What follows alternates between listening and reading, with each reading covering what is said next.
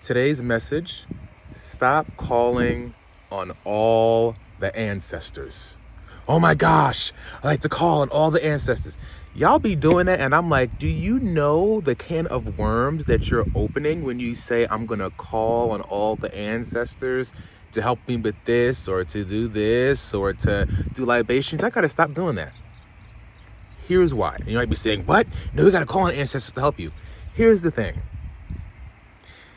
Ancestors, if we think about them, right? Ancestors, they've just transitioned into a different realm, a different state.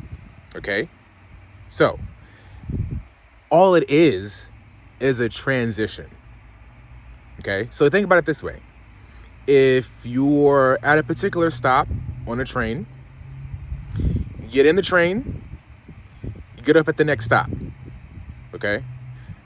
One stop, okay, you're there. You get on the train is that transition to the next stop, right? Not much has really changed about you when you transitioned from one stop to the other. Not much has changed. The train just took you from one stop to the other. In the same way, ancestors, when they transition to another realm, it's not like they're all of a sudden this saint. People think, oh my gosh, they've transitioned. Oh, they're so peaceful. They're so beautiful. They're so this, they're so that. Just because the ancestor has transitioned doesn't mean that they're now a saint. It doesn't. A lot of us think that. Oh my gosh, they transitioned. Oh, they're now my guardian angel. Some can be in regards to helping you, but the ones that I would say are your guardian angels that help you are the ones that really helped you when you were here on Earth. Or rather, when they were here on Earth, because you're still here, right, watching this. They helped you when they were here on Earth. So in the other realm, depending on their abilities in the other realm, they might be able to help you. But that also depends on other aspects and how, within their transition, what level of the transition that they're at. That's another video for another time. But depending on the particular level, they can help you in certain aspects of your life. So when you call on the ancestors, you think you're calling on, the good parts of the ancestors, you're calling on them to help you. But the same characteristics that they had when they were here on Earth, so whether they were a gambler or alcoholic or had a mean streak or were a joker, they still have that. The only thing that they don't have is the physical body. But all the other aspects, characteristics of them, they still have those aspects. I mean, I remember going to a show recently, and this particular woman, it was one woman show in New York City, and this woman was like calling on all the ancestors of this and the ancestors of that. And I was sitting there and I was like, you are opening up so much right now. And I sat there, and after leaving the show, I was like, why do I feel so icky, so heavy? Because the ancestors that she was calling on are people that went through some stuff.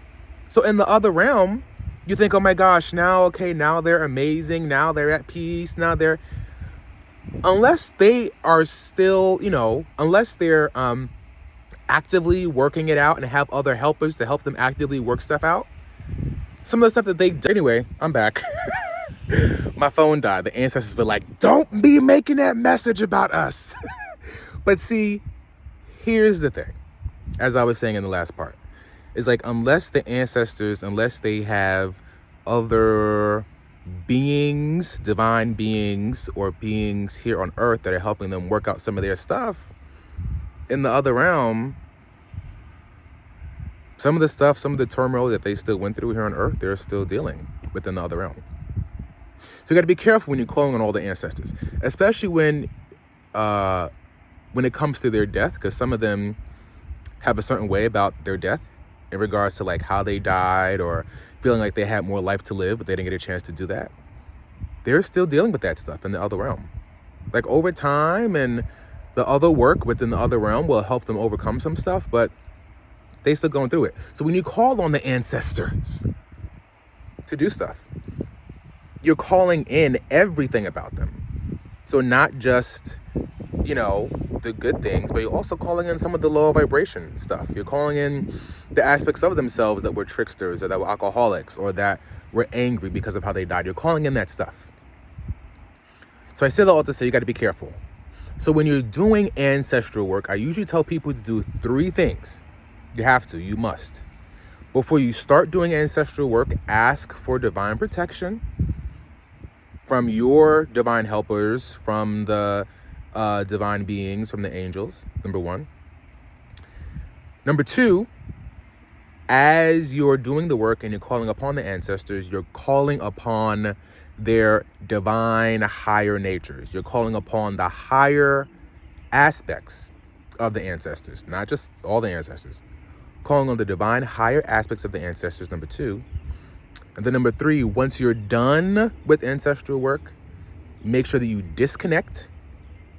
There's a way to do that. There might be a video on cutting cords and stuff.